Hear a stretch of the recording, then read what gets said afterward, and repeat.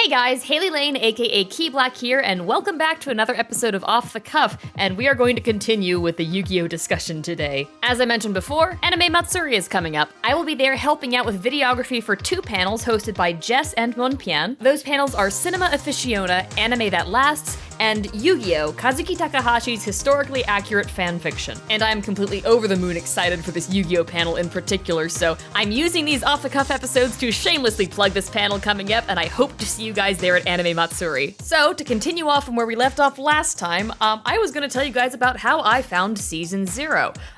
Interestingly enough, Yu-Gi-Oh! Was actually the series that introduced me to the existence of anime. It wasn't the first anime I had ever watched or anything like that. Of course, I grew up watching Pokemon as well, and I'd watched the Sonic OVA when I was little too. But Yu-Gi-Oh! Was the first time I realized anime was a thing that was separate from cartoons. I was in a Barnes & Noble with my mom when I was little, and I turned around and I see the comic section, and among this one kind of vertical stack of them, because this was back when manga was not like frequently found in Barnes & Noble, there was one issue that had Yu-Gi-Oh! On the cover, and I was like, what? This volume was volume 1 of Yu-Gi-Oh! It was not the Duelist series, it was the original, like one of the first 7 volumes of the manga before it starts entering the card game realm. I don't remember exactly where this falls in terms of when I got into certain parts of Yu-Gi-Oh!, but I know it was the first time that I realized it was a manga and then an anime. And it was also the first time that I realized Yu-Gi-Oh! Was not originally about the card games. So I begged mom to buy the book for me, and I brought it home and I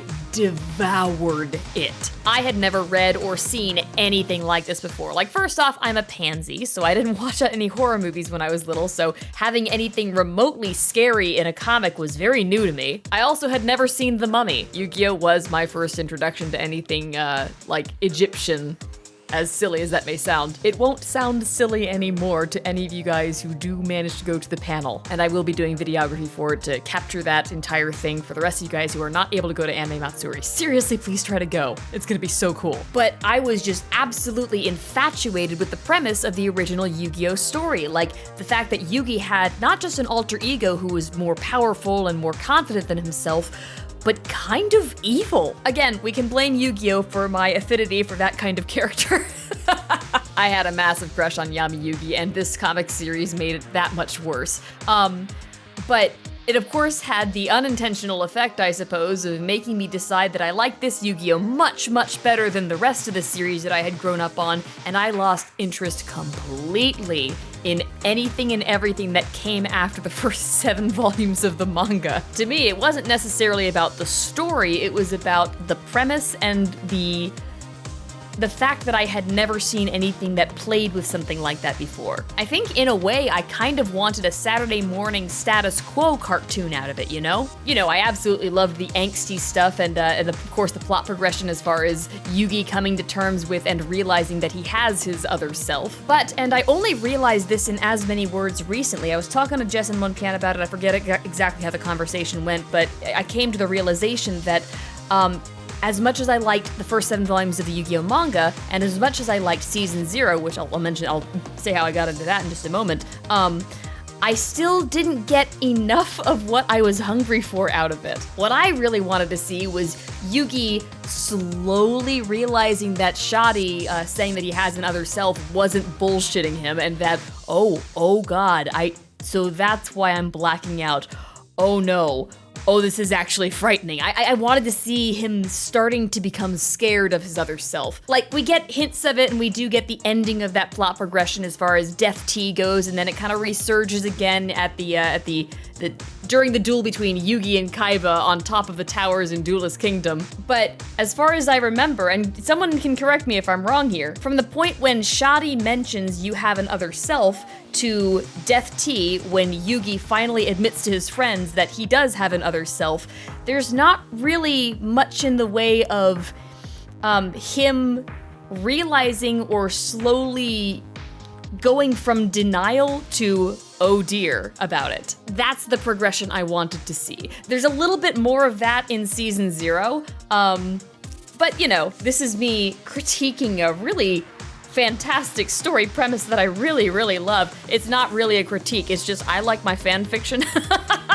But at any rate, I was really, really infatuated with this story premise for a really long time. Speaking of season 0 too, I should mention how I found that one, because that that was a little bit funny.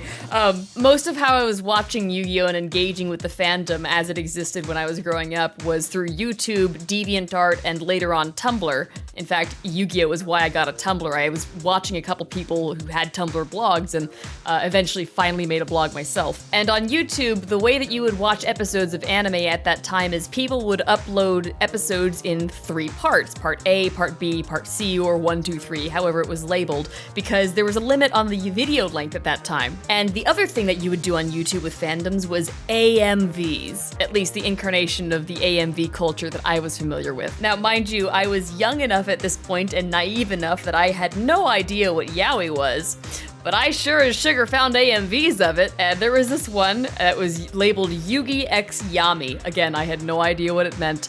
Sexy Eyes by Wigfield. And the song itself is 90s glurge. It's just mindless pop, but I love it. And the majority of the AMV consisted of shots of Yugi and Yami Yugi's eyes looking really sparkly whenever the animation actually had budget in the show. But there was this one shot when Wigfield sings, "I'm gonna take you to paradise," and it was the opening shot of the theme song to season 0, Kawaii to Sakabi. You know, it's that shot where Yugi kind of twirls up and looks amazed at his puzzle before walking forward.